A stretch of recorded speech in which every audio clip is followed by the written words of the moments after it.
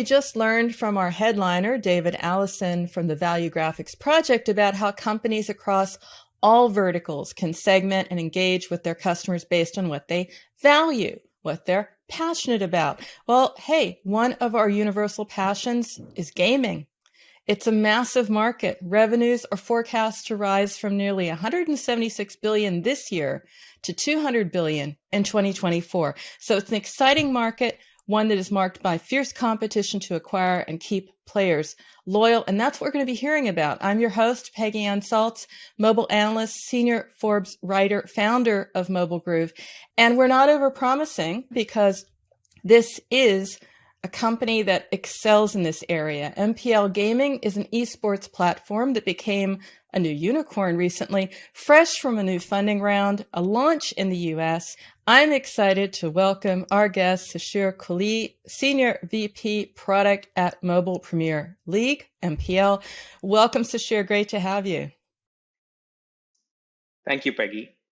It's an honor to be here. Thank you for inviting me over.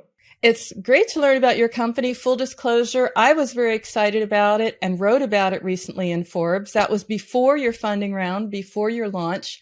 Never actually saw the branding, though. Tell me about that shirt.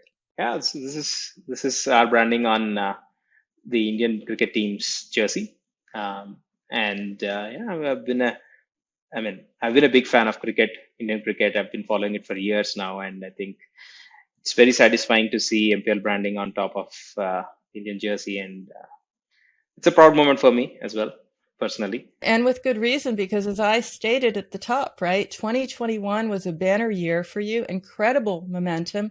You are a unicorn, launched in the US last July. Let's kick off with talking about that. What were the biggest challenges expanding into the US gaming market? I think one of the biggest challenges that we faced when we went into a new territory like US was building trust with our customers.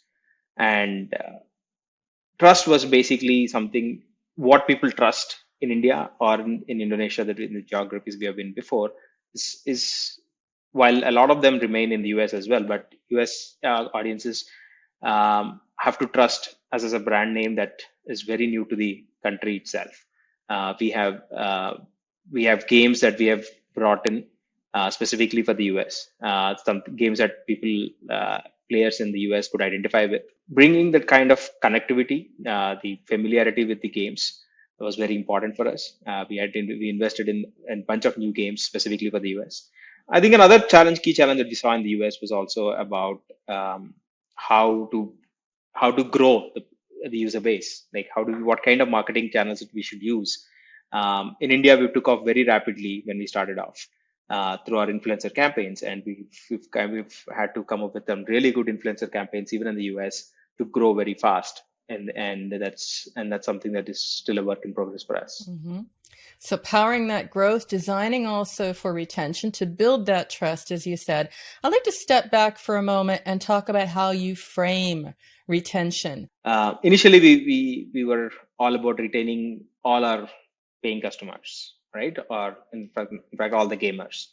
But what we realized for the years is that what we should look at is how we retain revenue. All right. So, for example, let's say in month 0, let's say there are 100 players who started off playing and generated revenue of, let's say, $500 at $5 per user. All right. And in the month 1, let's say we were able to retain 50% of the users. All right. But if these 50 users who stayed back in the month 1 generated $10 each, we'd still end up with a revenue of $100. That's 100% retention for us.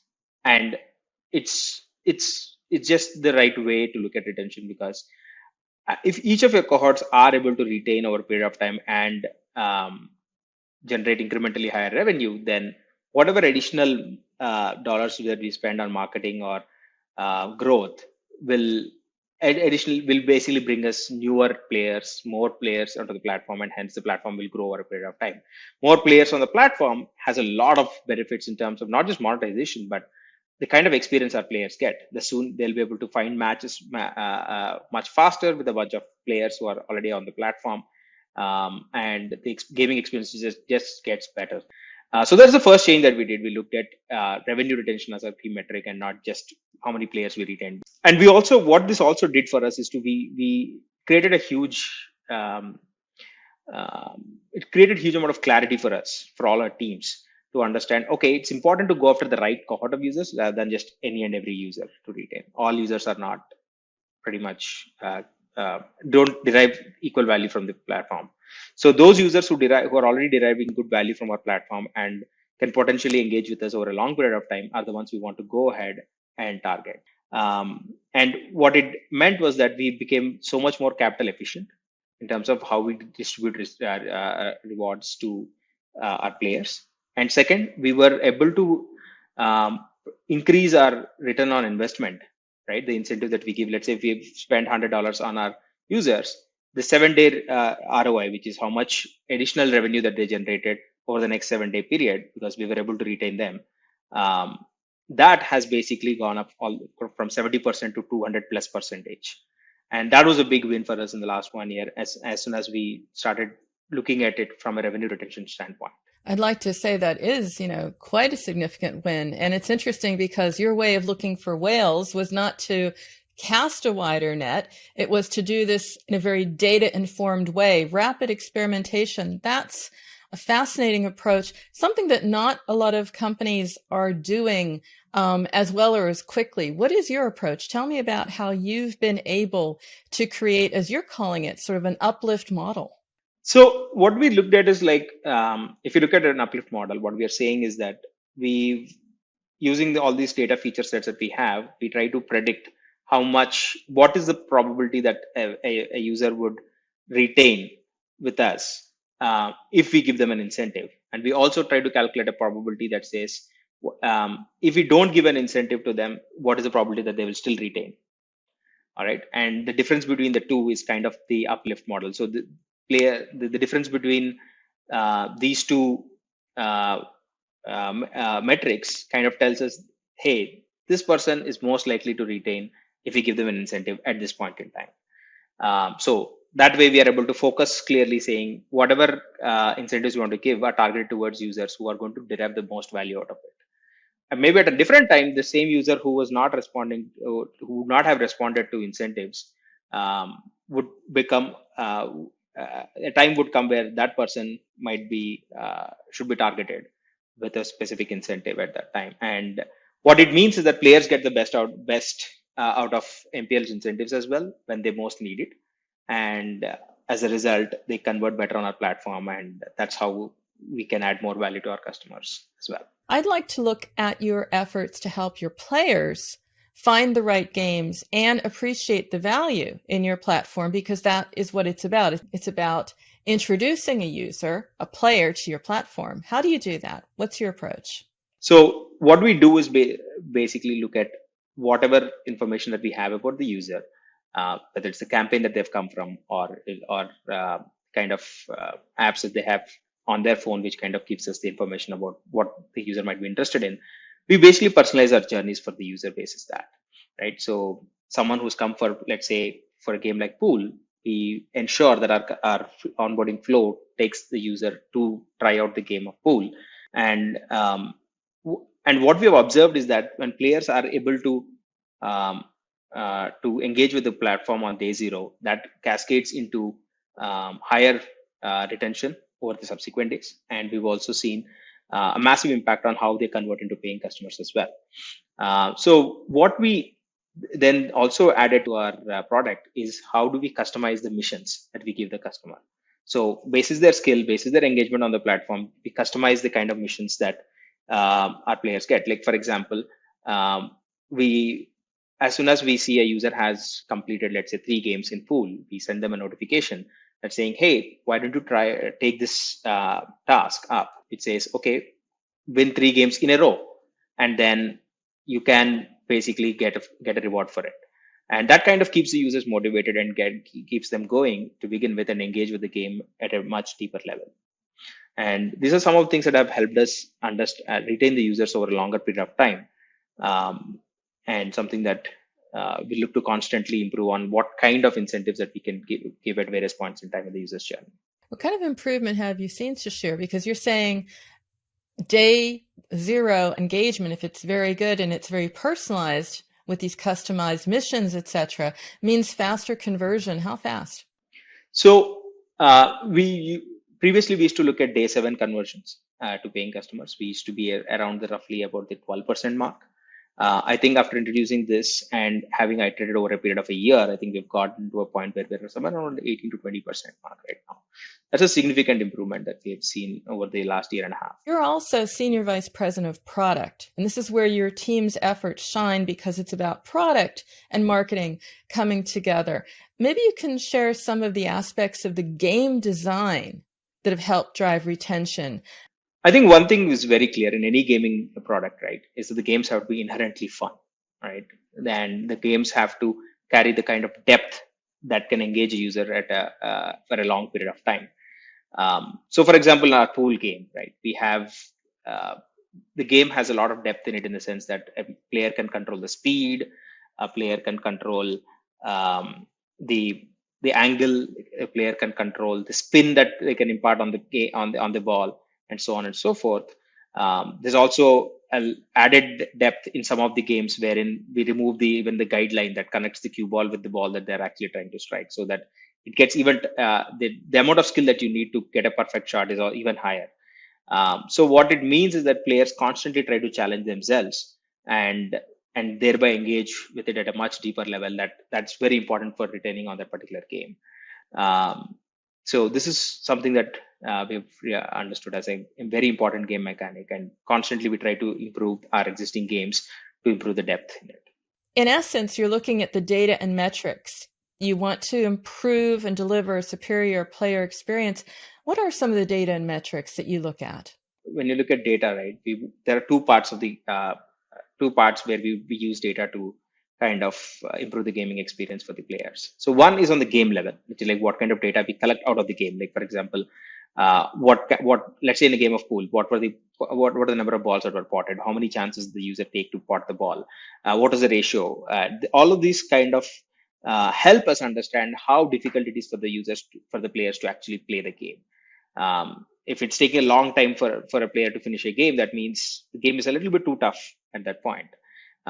And we use this data in multiple ways. Either we use it to basically recalibrate our game to make it slightly easier, maybe allow users to use their guidelines, or so on and so forth.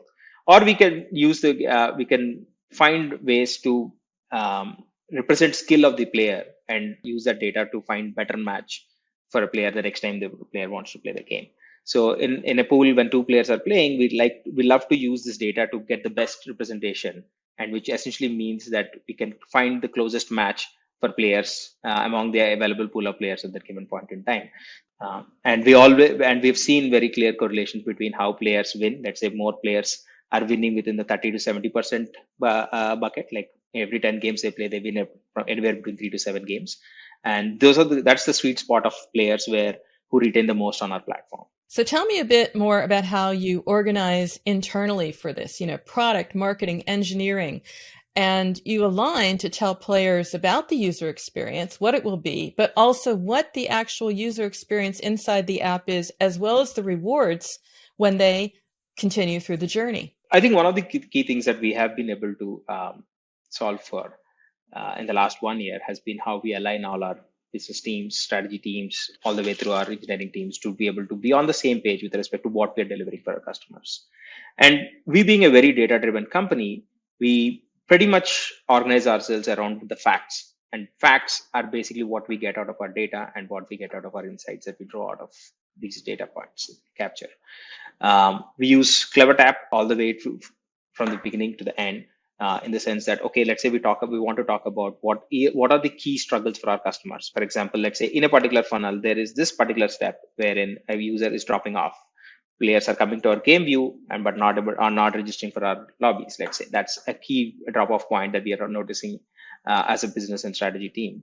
We pick that as a problem statement, and then the product and product design team kind of go through that various cuts of that funnel, understand which cohorts of users are facing this issue, what kind of possible struggles that could be there for the user at that point in time with respect to kind of steps that they might have to follow, or can we reduce the number of steps that are there, or do we need more data and more information about this problem statement? And then those flow into our planning phase with our engineering teams with respect to, hey, this is the problem that we started off with. This is the reasons why we think there is an issue here. And these are the kind of solutions that can help us solve this problem. So bringing it all together in a very holistic way. And a lot of experimentation I'm hearing, and where there's a lot of experimentation, there are things that fly, there are things that fail. What can you share from your experience? There's a lot of room when we are able to connect our marketing campaigns to our onboarding journeys, right? Players are coming with different expectations, and are we able to match it to the first game they play and the subsequent um, uh, engagement that we drive for the users? We looked at our graphs on CleverTap. It very clearly said that only like 50% of users are actually going through the right journey. And so we identified an opportunity there and started working around it. We said we'll come up with something called as a customized sign up offer, which is linked to a particular campaign. As soon as we get an attribution from a campaign, we are able to match them to the right onboarding journey. What we realized when we built a solution around it, and then we went to the market, we tried to experiment and see what happens as a result. To our surprise, what we realized is that attribution is just a very small aspect of it. Once you got the right attribution, it doesn't end there. You have to watch what the user has done after they've finished their first 2 or 3 gameplays on MPL. As soon as we see the engagement patterns, they could be very different from what they originally came looking for as well. And we have to be nimble enough to be able to adapt our reward mechanism to what the users have played in the first 2-3 gameplays. And that was our biggest learning. And so then we shifted our focus from sign up to really customized and personalized offers that can change after every gameplay. So we can basically target customers after every gameplay basis what is the most likely action the user would take after the first gameplay, after second gameplay, after third gameplay, and what kind of rewards that we should give to the customer to be able to upskill himself or herself on the platform and thereby engage over a long period of time. You've shared this journey and how you personalize journeys. I'd just like to switch back out a little bit and talk about your personal journeys to share. What gets you excited about 2022, or what we need to look for from your company? Because it certainly has been an amazing 2021. Okay, I think 2022 is a year where players would like to be recognized as well on the MPL platform.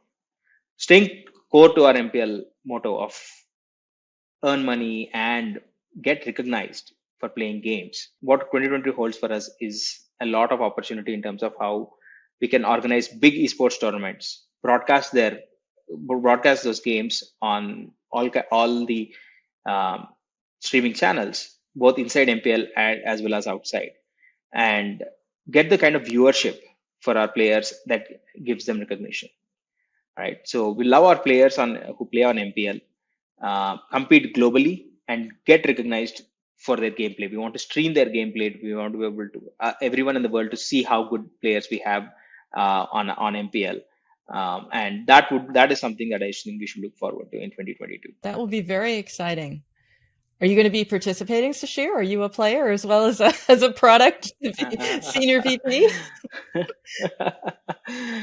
Yeah, I am. I am a casual gamer. Okay. I love to play, but I mean, I don't think it's fair for me to play on MPL platform. So okay. I will stay out of it. All right. But we will be looking for that. And thank you, Sishir. And of course, thank you for tuning in, and stay tuned for a product demo that will show you how you can conduct more complex experiments to drive better outcomes. Over to you, Divyakant Gupta.